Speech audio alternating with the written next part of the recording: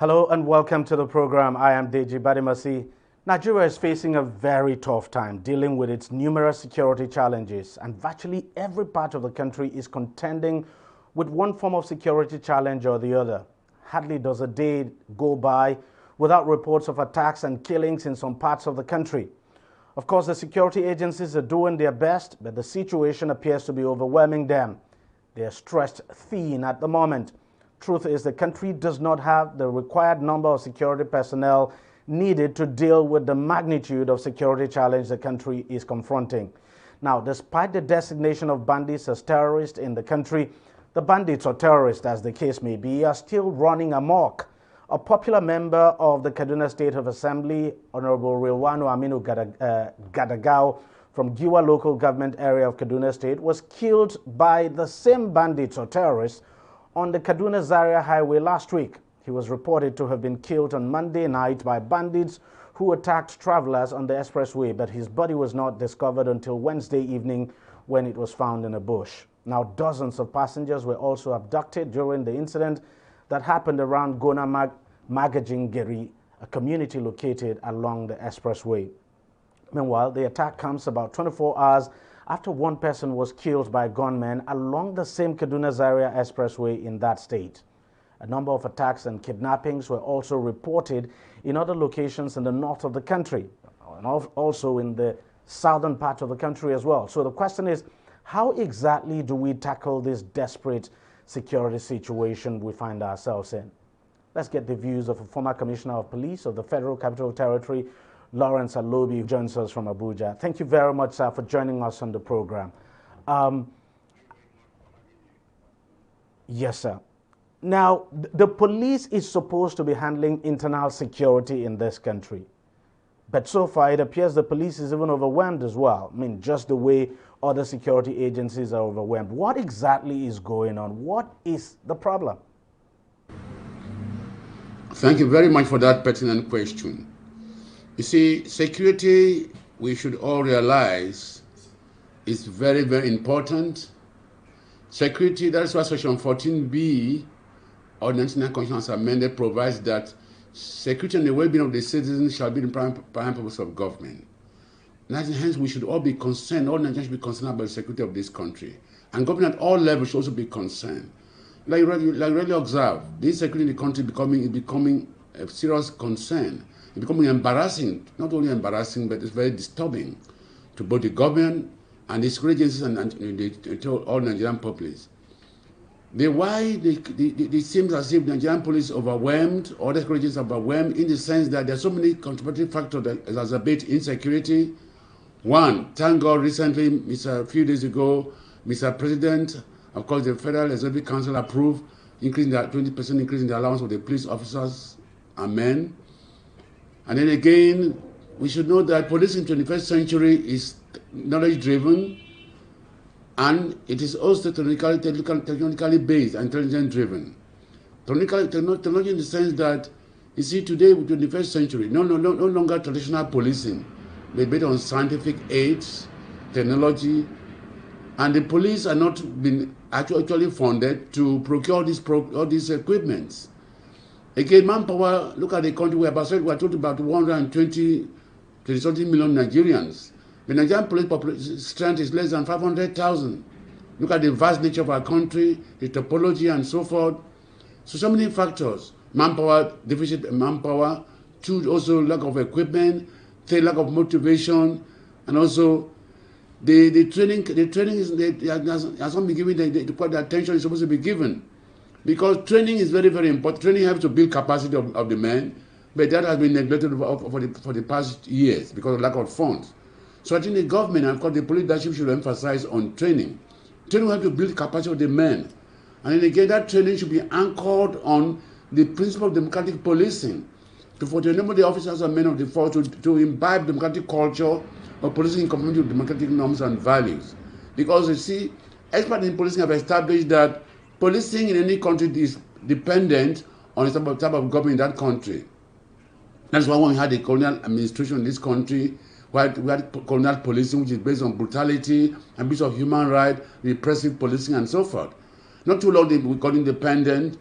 the military came on board through the barrel of the gun.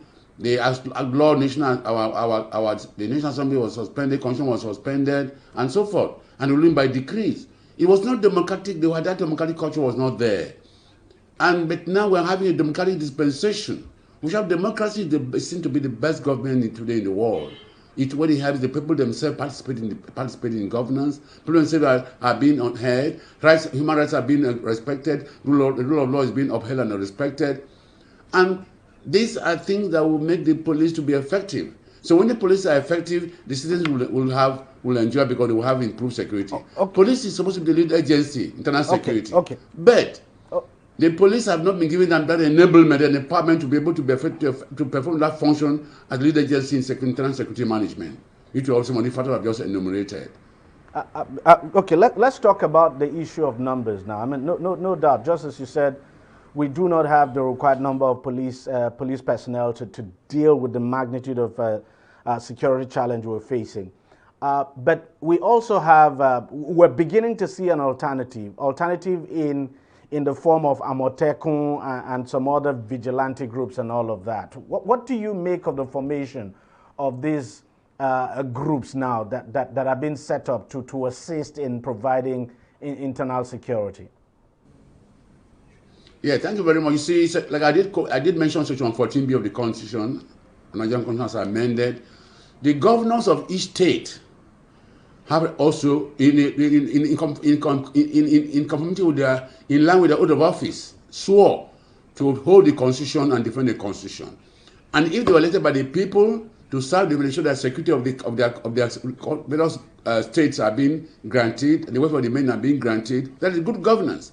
So the government, if maybe those security is under the legislative list, that is supposed to be under the purview of the federal government, but the state government cannot just fold their arms and see their state being run by bandits or kidnappers or terrorists and so forth. They have to be allowed to their obligations as governors, and that's why they have been able to come up with this intervention, like I may call it, this security outfit they've established to complement the police, not that taking over function of the police, complement of the police, because the police are found to be in terms of manpower deficit, in terms of equipment, so they have to complement to assist the police.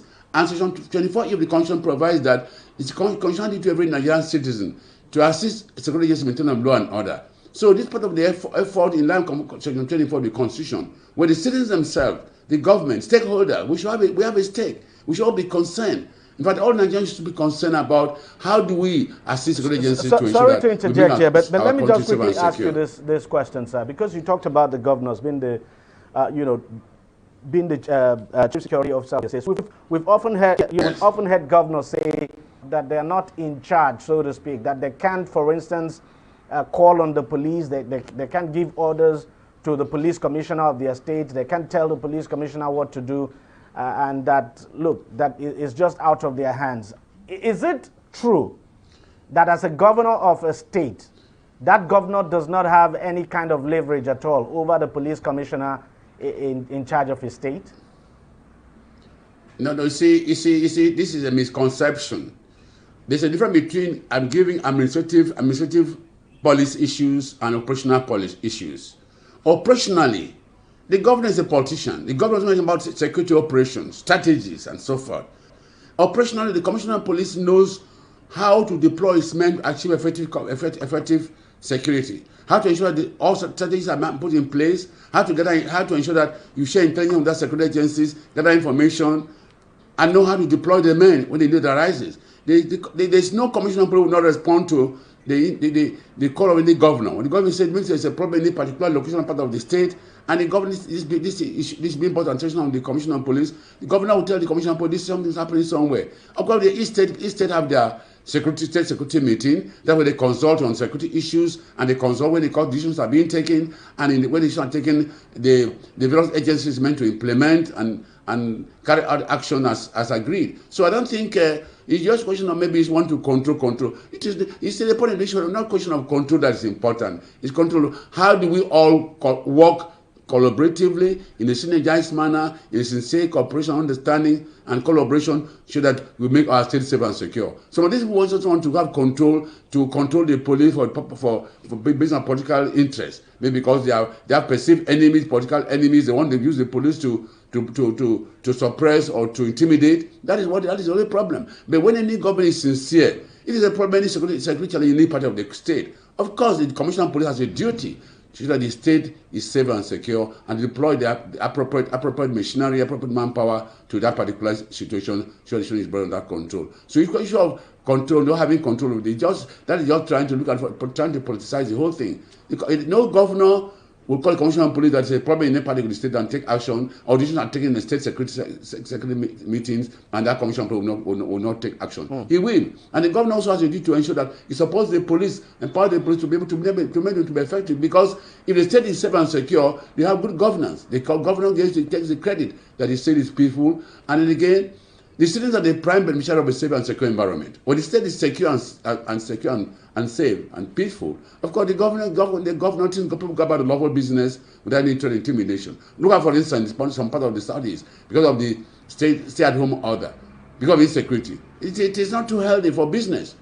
So it is when the governors work with the security agency, the police in particular, which is the lead agency in terms of internal security management, things will go well, and the citizens stand to benefit, and the governor also stand to benefit, because the state will be safe and peaceful for good governance. Let me ask you this. Recently, the governors of the Southwest made a call on the federal government to allow Amotekun to be well armed. That's to use AK-47.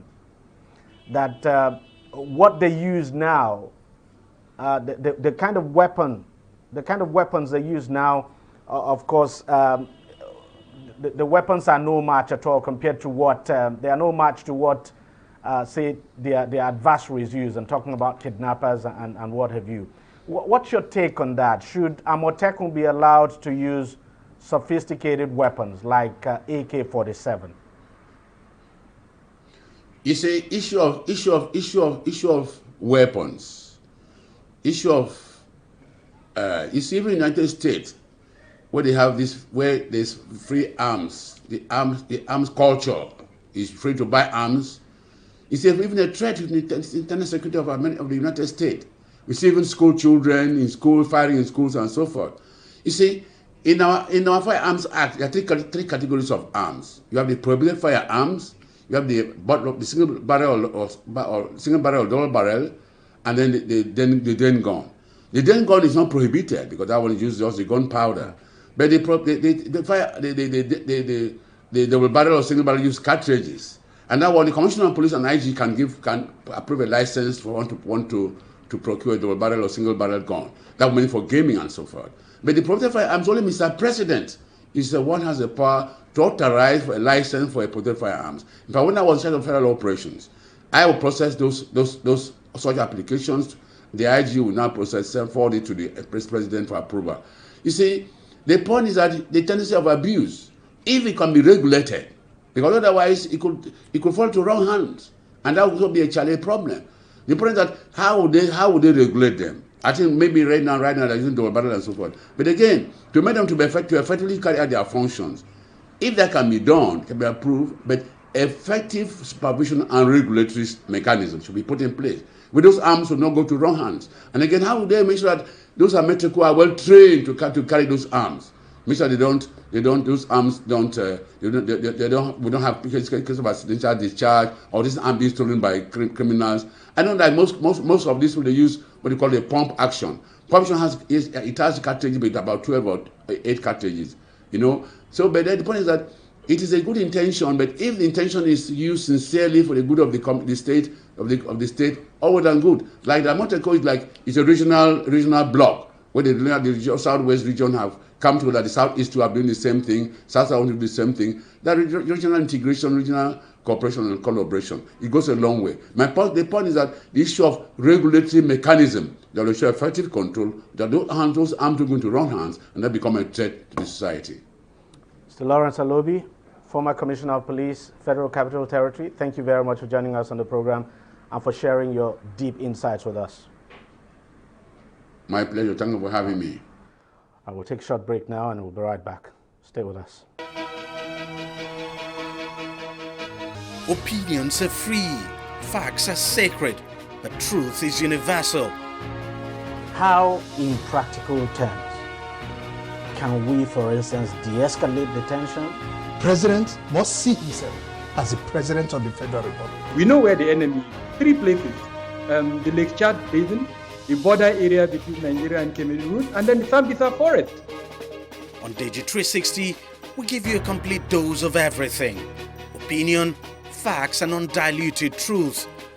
I hardly believe what politicians say in this part of the world. A new Nigeria is possible, a future is possible. We delve into the issues, dissect it so that you can understand it, and use it to take action. I don't think there's any need for any governor to look for grant for ranching. DEJI360, dissecting the issues.